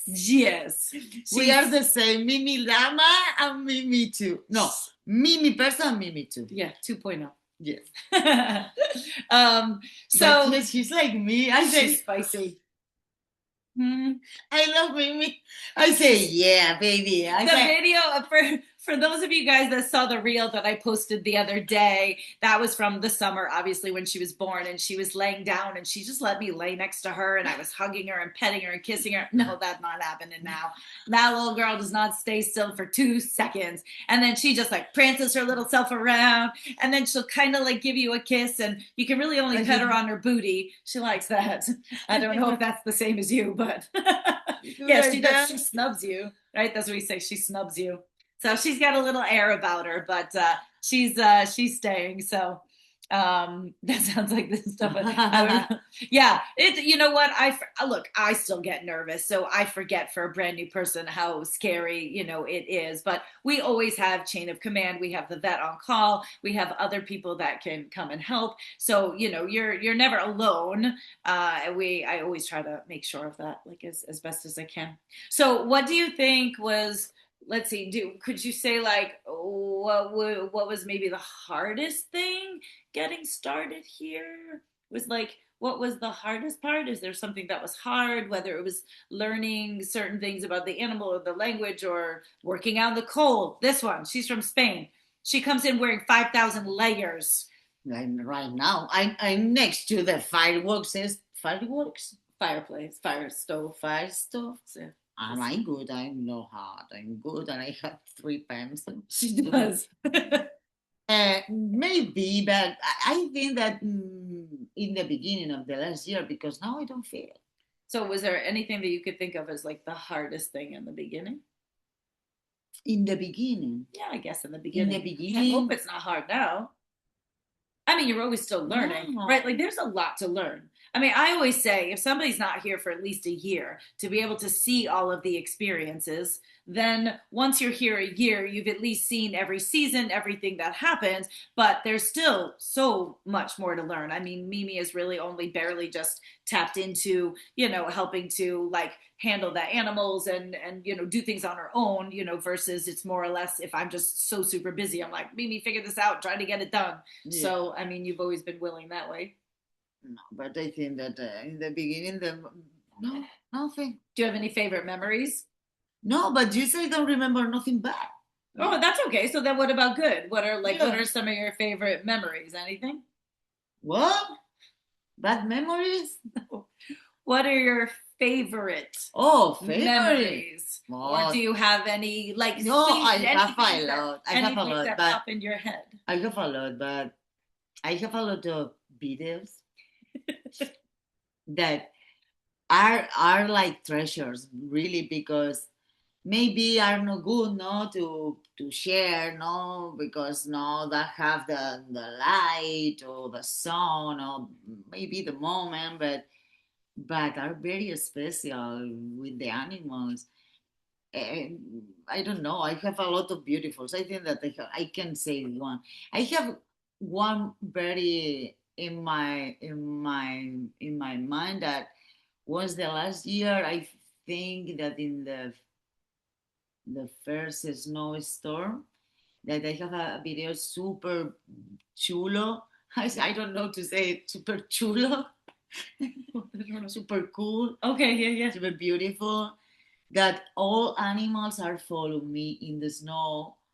That I'm going to feed them, and everybody is running and chasing me, and I like this. I like this. These moments I love this moment. And I do a lot. I try the shiver with the big boys that always they do with Roger. I would say Pearl. Pearl Yeah. is one you can always get to run out. Pearl Yeah. and Yahtzee. And Yahtzee. When you run, right when you run with the Now they head, are and then they'll run with that too. Yeah, they are. I like these moments that I feel the connection with the animal. No, that they feel no the connection. I know that they are looking for food. You know, I know. Oh, yeah, But yeah, but it's when you feel no that they trust you. That they. I love these moments. So we also say that I have a new marketing campaign with any of my llamas on the farm and any of the babies that we sell, because my animals are now bilingual, right? Trilingual. Trilingual. So she will speak to them, and she swears they understand. Yes, because me, I don't. Sometimes if I'm thinking in the animals, I talk in English because I think that they just understand English.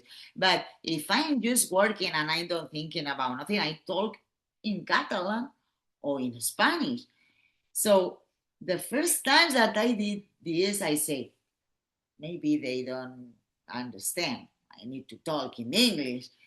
But I do automatic. I don't think when I talk with these words. Now, when I start to realize that I say, ven, no come, ven, or ves para allá, or I change the words and I see that they do the same. I say, they are learning. They are learning. You know, and with the little bit that I know about the training with the dolphins, the seals, and the dogs, you know that it's not the words, it's the sound and the attitude. Right.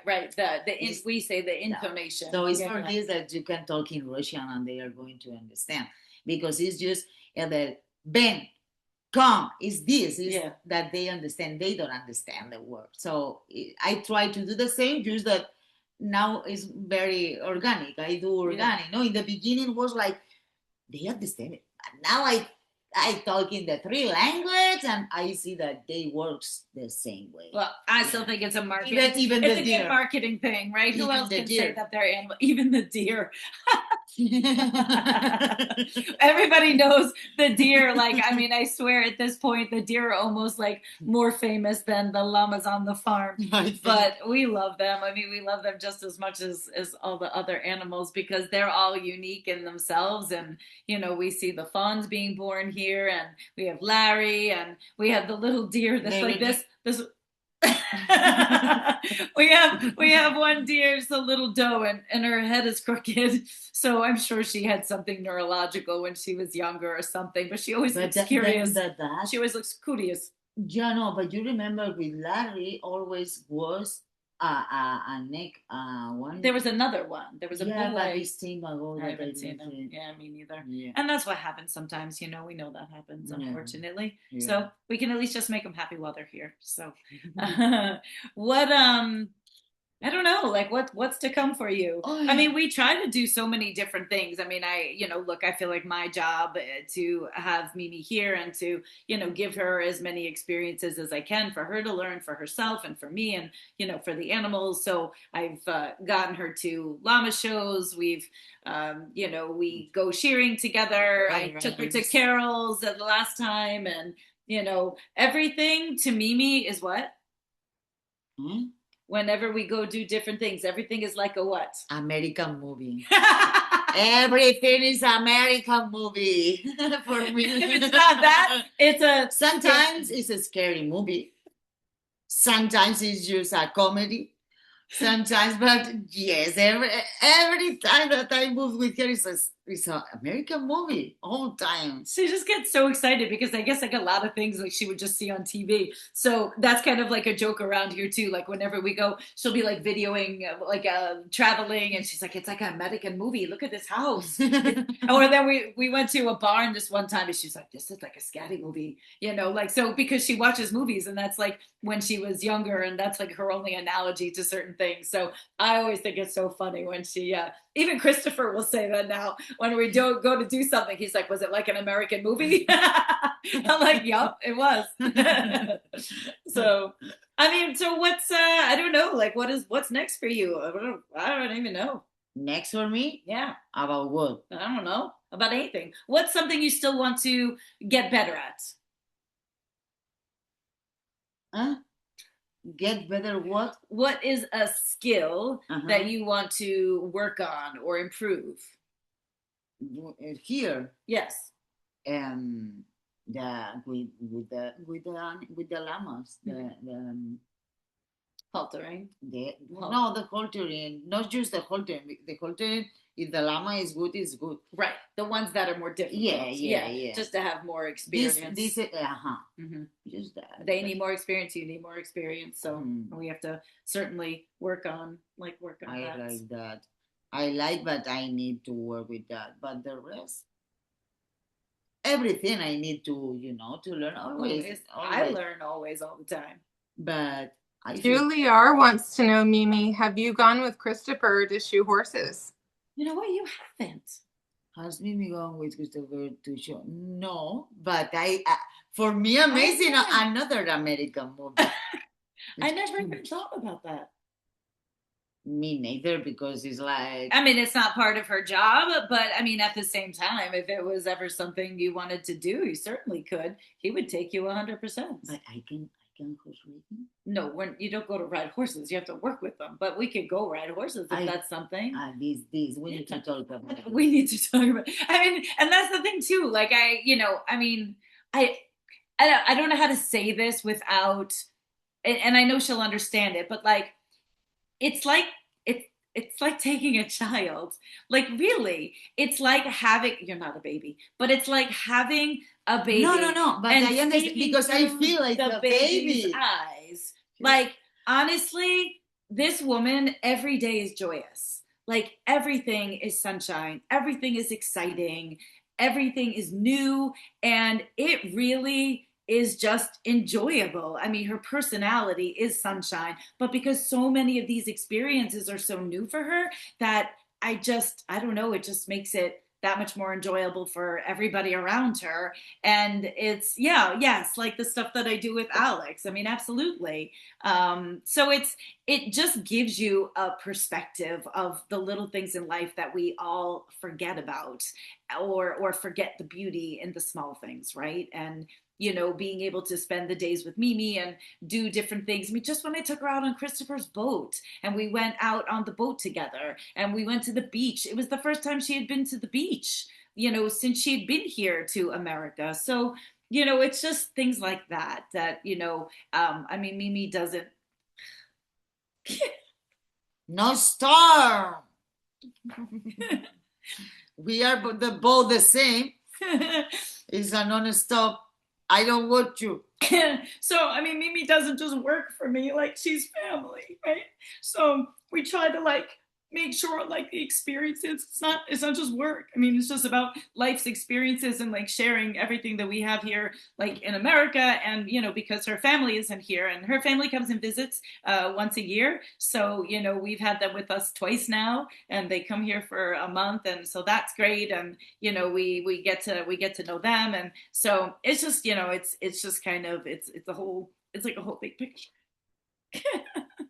And I'm very grateful. She helps me a lot, because she's my family here. I don't have nobody. She's my family for everything. Everything that I need. Just I have Tabata right now. Everything, whatever. Well, at the same time, guys, I could not do it without Mimi, and I'm not just saying that. I mean, to have somebody that works as hard as she does, to have somebody that has half of the hustle and gumption that I do, and, never complains. I mean, mostly. Now we're friends, so there's some days, right, where it's just like, oh, I feel like shit, or I got a headache, or, things like that. But, I mean, again, for me to be able to have the reassurance of somebody that's on the farm so that I can do the other things that I need to do, somebody that has has made a commitment here and, is here to stay for, as long as she can or as long as she wants to, and will continue to grow. And I just love that everybody wanted to, have a chance to meet Mimi too, because, you see her again on social media, you see her videos, and, there's sometimes we don't otherwise, get chance to share ourselves. I will say every time I'm with her, I'm like, we need to do a podcast. Like she literally, because the conversations that we have on a regular basis about the animals and things that we need to do and like technical stuff, and then it'll veer off into who knows what, and and then it comes, it's just fun, it just makes it, because it's not work, it just makes it fun. So we have a good time, but at the same time, I mean, I'm just as much indebted to Mimi being here as she is to me, which is great. So Thank you so much. You're welcome. Thank you. Sometimes I do feel like she's my kid, but she's 44, for God's sakes. I thank God for once in my life, I could not have birthed this child. Thank you, Jesus. Because usually everybody around me these days could be my kid. I would have had to have been like 9. Yeah, no, I'm not having a kid at 9. So I love it. So we're equals more than anything else, for sure. So I don't know. I mean, with that, I guess I would just say, because look, it's, the time it is already. I mean, I hope that this is, just a little bit about Mimi and who we are. I can guarantee if you come and see her next month, her hair's going to be different. Like, I mean, she's always got a different color, a different style. She just did this for her birthday. Her birthday was just last week. Yes. So she treated herself for her birthday. But so she's got a cool sense of style when she's not here working on the farm. Because when we're on the farm, we're just wearing whatever we need to wear, of course. So, the first day, everybody, I told you that the llama, everybody's so curious with my hair, like Yahtzee, like. Yeah, Yahtzee is the most Yahtzee curious. is very curious. Yeah. I love it. Curious. Everything's curious. They're very curious. And she started to smell me, and Franny like crazy follow me. Remember when you had the sheep hat? Yeah. You haven't worn that lately. No, because it's I need to. It died? No, más o menos. It died a little bit. One of the horror. So if you guys saw some of the videos, she had a hat that had like ears and horns, and the animals loved it. They were all like freaking out over it. So I mean, I say, sometimes Mimi gets a bit more moments than I do. So I'm equally glad that she posts her videos and shares them with all of us. So, that we could have a chance to all be part of it, because I miss, some of the moments. So Cindy says, thank you for being here tonight, Mimi. It just enriches all of the Instagram posts to get to know the woman behind the love of the animals. Thank you. So I don't know. I mean, there'll always be a 2.0, I'm sure. There's always more experiences, and sometimes we don't get as much time to work together, which I always strive to change, because I think that's important, for both of us and for the time here on the farm. But I thank you for all of you welcoming, Mimi just as much. Go ahead. You guys know you can follow her on social and keep in touch with her there, of course. So I'm glad that you guys enjoy it. And I'm glad that you loved hearing all of the stories. I mean, unfortunately, there's like a million more. Oh, wait, I just have to tell one more. The story about how we started having you do tours.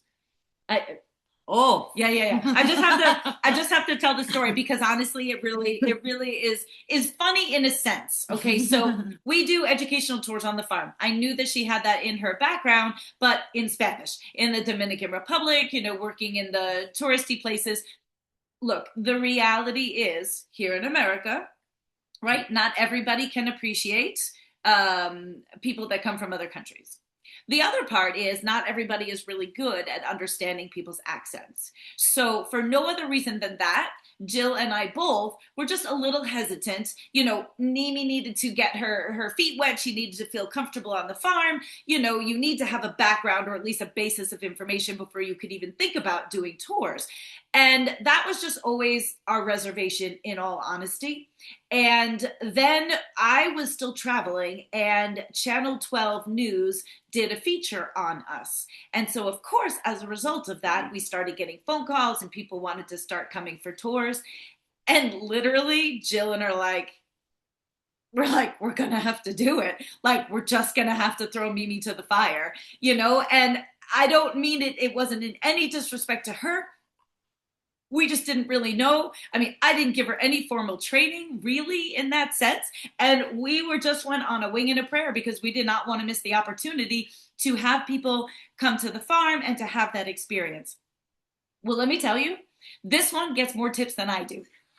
She gets so many tips. I don't know what she does on tour. I don't know what she says because, you know, like student teaching, who wants somebody in the back of the classroom, right? Listening to you, being a student teacher, it's death defying. I could only imagine. So I would never do that to her unless we got negative feedback. We have never gotten negative feedback. Again, I have no idea what happens on tours. All we do is get lovely things. She gets presents sent to her. She gets notes sent to her. You know, people sing praises. The best is the best, right? You know which one I'm going to say. So the best is one time I was there. She was doing the tour. And then I just came out to greet the people as they were leaving to say, thank you so much, you know, for coming and visiting our farm. They were like, oh, absolutely. And Mimi was standing behind me. The husband comes around, hands Mimi a bunch of money, and he's like, welcome to America. I'm like, that's how you're getting tips? I'm like, I was gobsmacked.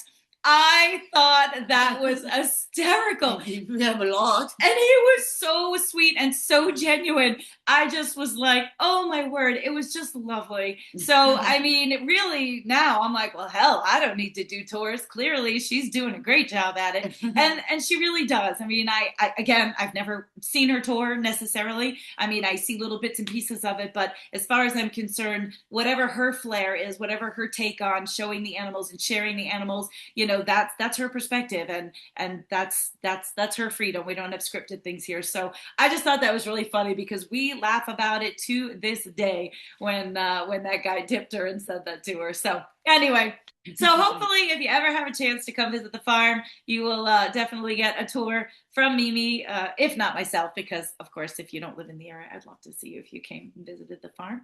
But again, just want to say thank you so much to everybody. This is our way of welcoming you into our home, basically. As far as I'm concerned, they're not my animals, they're our animals. I want people to have that sense of, you know, responsibility, that sense of ownership, and that sense of attachment when you work here, that, you know, they're all of ours. They're all of our responsibilities. They're all of our families, but that means you get to pay part of the bills too. That's all right. I'll say, if I pay the bills, she mostly cleans up the poop. So I think that's a fair trade. All right, guys, listen. Pick a number. What? Pick a number. Oh my word. I almost forgot. I got so involved. See, I feel like I know. I feel like I'm not having like a professional conversation like I should be because I feel like I'm just sitting around really talking to friends. So, okay. Basically, Mimi, we have 35. That means there's 33 people that are still listening to us ramble on like idiots. So I need you to pick a number from 1 to 33, and that person is going to win a $25 store credit with us. 28. Okay. All right. So I just have to backtrack, go to the bottom. So 33, 32, 31, 30, 29, 28 is Robbie McCarthy. Oh. So Robbie, you got a $25 gift certificate to Shop at Life. Unfortunately, while I appreciate all your support, that's going to go into your store credit after TDOC is done. So that just means you'll have to come back for more goodies. So I do thank you. Guys, I thank you. I know this is a bit rambly, hopefully a bit fun. I want to remind everybody tomorrow night's guest is my friend Aaron Laux. Now, when I say friend, like always, I know him. We know enough to say hi. We chat here and there when we see each other at different events, but he is a professional sheep shearer way more than I am. I consider myself a sheep beautician. I mean, I shear sheep, but I do more small flocks, pets. You know, he is like production shearing in that sense. He's from Massachusetts. He also has his own sheep flocks, several different breeds, one of which he's most recently added on Gotlands. So I talked to him quickly today and I told him, listen, I go, people are waiting. I go, the more we geek out on what we talk about, shearing and shearing stories and breeding and your sheep and your farm and all of that, I know you guys are going to love it, just like like you have all of the previous conversations with our non-fiber people, but just as much as you love all the fiber stuff as well. So I do want to say a big thank you again to everybody who supported our big drop last night, supported all of the makers that were involved with that. There's still plenty there, but I just feel like that is owed to make sure that you know that with every purchase that you guys make to support myself and the makers, it all goes back to Mimi, to the animals. It just goes back to support what we do here, and that is truly the case. So with that, everybody, thanks for hanging in there with us tonight. We're going to get a picture, and then we're going to go eat some flan. Thank you so much, everybody. Save the chat. I'm like, say something in Spanish. Gracias a todo el mundo. I think that was like, thank you very much. All right, so I'm saving the chat. I am saving the chat right now, and we're going to say our good nights. Thank you so much, everybody. We love you. Thank you so much, everyone. Have a great night. Happy belated birthday, Mimi. Thank you. Thank you so much. Bye, everyone.